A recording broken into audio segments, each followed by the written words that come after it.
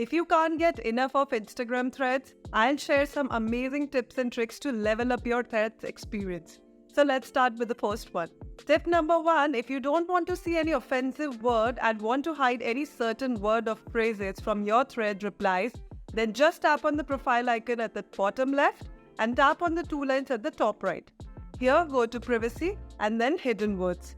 From here, you can add any specific word or phrase that you don't want to see on your threads replies. Tip number 2, did you know that you can directly follow accounts on threads that you already follow on Instagram? Open Threads app, tap on the profile icon at the bottom right.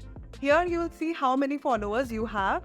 Tap on it, tap on following, then tap on see all.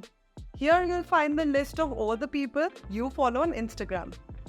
Tip number 3, if you want to hide certain thread posts from someone, tap on the 3 dots on the post you'd like to hide and tap on hide option.